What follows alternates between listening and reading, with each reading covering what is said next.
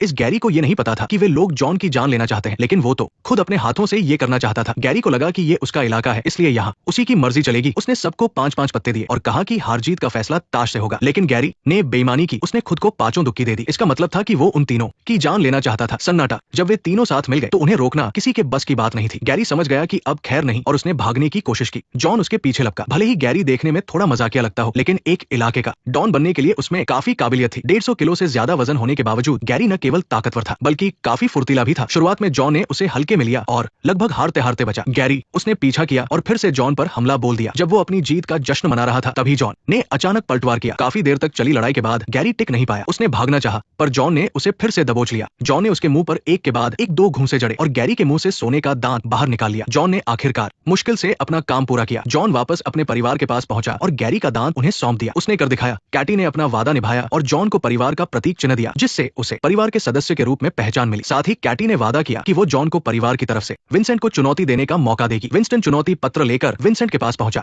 और बताया कि जॉन विक उससे मुकाबला करना चाहता है। ये हाई टेबल का पुराना नियम है जिसे कोई मना नहीं कर सकता। विंसेंट घबरा गया क्योंकि मौत के फरिश्ते जॉन विक से मुकाबला करना पागलपन ही होता, लेकिन सोचने के बाद वो मान गया क्योंकि मुकाबले के लिए चुनौती देने वाले का समय पर पहुंचना जरूरी था। विंसेंट के पास एक योजना थी जिससे जॉन सही वक्त पर न पहुंच पाए और उसके पास एक और चाल भी थी। अगले दिन एफिल टावर के पास जॉन वक्त पर पहुंच गया। उसने अपनी बाह पर बना निशान दिखाकर अपनी पहचान साबित की। फिर हाई टेबल के बुजुर्ग की मौजूदगी में जॉन और विंसेंट के बीच मुकाबले का समय, जगह, हथियार और तरीका तय हुआ। सारी बातें तय होने के बाद विंसेंट ने चालाकी दिखाई। उसने अपने विशेषाधिकार का इस्तेमाल कर केन को अपनी जगह लड़ने के लिए भेज दिया। अगर जॉन जीता तो उसे न केवल सम्मान और आजादी मिलेगी बल्कि उसके मददगार विंस्टन को भी होटल मैनेजर का पद वापस मिल जाएगा। लेकिन अगर विंसेंट जीता तो जॉन और विंस्टन दोनों की जान जाएगी। मुकाबला तय हो गया। अब बस कल के सूरज निकलने का इंतजार था। पर विंसेंट भला जॉन को कल तक जिंदा कैसे रहने देता? जॉन भी ये बात जानता था। विंस्टन द्वारा दिए गए पते पर जॉन एक जगह पहुंचा जहां पॉल और विंस्टन उसका इंतजार कर रहे थे। पॉल ने जॉन के लिए एक बहुत ही खास बुलेट प्रूफ सूट तैयार किया था क्योंकि अब उसे सैकड़ों लोगों के हमले का सामना करना पड़ सकता था। विंसेंट ने अपने निजी नाम से जॉन विक पर इनाम की घोषणा कर दी थी। इनाम की रकम सीधे लाखों तक पहुंच गई। पूरे शहर के हत्यारों में खलबली मच गई क्योंकि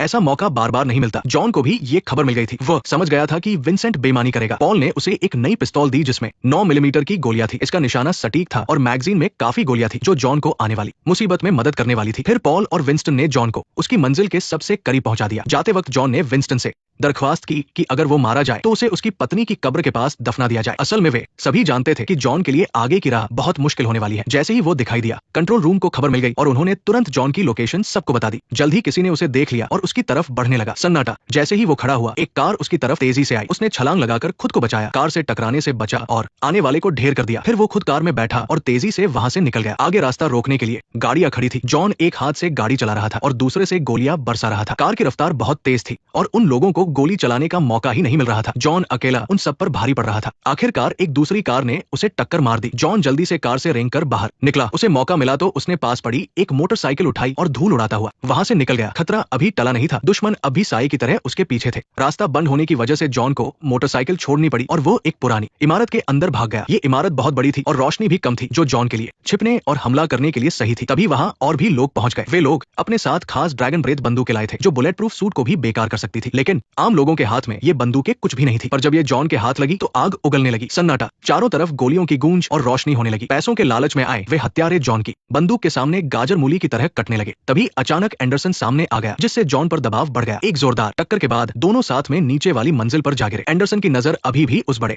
इनाम पर थी, लेकिन जॉन शुरू से ही उसे अपना दुश्मन नहीं बनाना चाहता था। उसी वक्त जारो वहां आया और उसके कुत्ते ने उस पर हमला कर दिया जिससे खतरा टल गया। जारो ने पूरी ताकत से कुत्ते को खुद से अलग किया और जमीन पर गिरी पिस्तौल उठा ली। एंडरसन दंग रह गया। उसने सोचा भी नहीं था कि जॉन उसके पालतू कुत्ते की जान बचाएगा। उसके मन में न जाने क्या चल रहा था। तभी और भी लोग आ गए और जॉन को बचने के लिए मजबूरन चौथी मंजिल से नीचे कूदना पड़ा। इतनी ऊंचाई से गिरकर तो कोई भी टूट जाता, पर जॉन को अभी भी पहाड़ी की चोटी पर होने वाले मुकाबले की फिक्र थी। कुछ देर दर्द सहने के बाद वो हिम्मत करके खड़ा हो गया। अब बस पहाड़ी की चोटी तक जाने वाला वो आखिरी रास्ता बचा था, सीढ़ियों की आखिरी मंजिल। यहाँ से गुजरने के बाद ही उसे मुकाबले और जिंदा रहने का हक मिलता। और भी लोग सामने आए पर जॉन पीछे नहीं हटने वाला था। वो इस आखिरी मोड़ पर हार नहीं मान सकता था। भले ही ये रास्ता खतरों से भरा हो या उसकी मौत की वजह बने, उसे आगे बढ़ना ही था, चाहे इन लोगों की लाशों के ऊपर से ही क्यों न जाना पड़े। इस वक्त जॉन की ताकत लगभग जवाब दे चुकी थी। वो बस अपनी आदतों और फुर्ती के दम पर लड़ रहा था। आखिरकार उसने आधा रास्ता पार कर लिया और रास्ते में आए सभी लोगों को ढेर कर दिया। पर तभी जारो सामने आ गया। इस बार ऐसा लगा जैसे जॉन ने सारी उम्मीद खो दी हो। उसके पास खड़े होने तक की हिम्मत नहीं बची थी और आंखों के सामने धुंधलापन छाने लगा। अचानक एक आवाज गूंजी और केन वहां पहुंच गया। वो अपने पुराने दोस्त का साथ देने और उसे चोटी तक पहुंचाने आया था। केन की मदद मिलते ही जॉन को जैसे नई ताकत मिल गई। दोनों ने मिलकर बड़ी तेजी से सीढ़ियां चढ़नी शुरू की। जॉन की पिस्तौल खाली हुई तो उसने उसे एक खंजर की तरह इस्तेमाल किया। जारो ने फिर से रास्ता रोकने की कोशिश की, पर इस बार जॉन अकेला नहीं था। केन ने बाकी लोगों को निपटाया और तेजी से जारो के पास पहुंचा।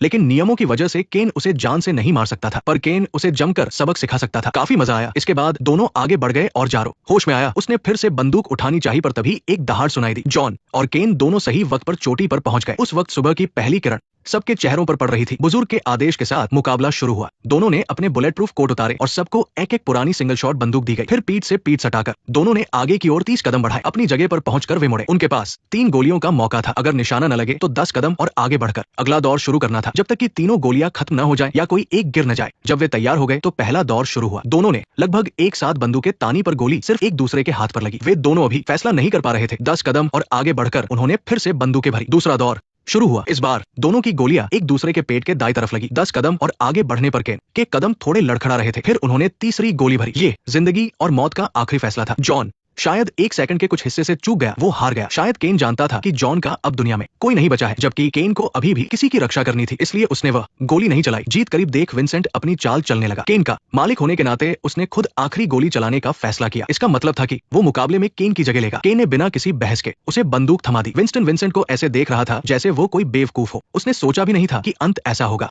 सन्नाटा। चूंकि जॉन ने मुकाबला पूरा किया था, इसलिए बुजुर्ग ने हाई टेबल की तरफ से ऐलान किया कि जॉन ने अपनी इज्जत बचा ली और मुकाबला जीत लिया। अब से वो आजाद था। केन और उसकी बेटी को भी अब कोई परेशान नहीं करेगा। विंस्टन भी अपना होटल वापस संभाल सकता था। सब कुछ आखिरकार खत्म हो गया। इतनी जद्दोजहद और जख्मों के बाद जॉन बहुत थक चुका था। केन और विंस्टन को अलविदा कहकर वो लड़खड़ाते हुए सीढ़ियों से नीचे उतरा। उस पल उसे बहुत थकान महसूस हो रही थी। सारा बोझ उतारकर जॉन का मन किया कि वो बस बैठ जाए। उगते सूरज को देखते हुए उसे अपनी दिवंगत पत्नी की याद आई। जॉन को लगा कि ऐसे ही बैठे रहना भी सुकून भरा है, और वो वही गिर गया। अपराजित योद्धा जॉन विक का सफर यही खत्म हुआ। जॉन विक सीरीज की इस कहानी का एक अधूरा सा अंत हो गया। नेक्स्ट पार्ट देखने के लिए वीडियो को लाइक करो।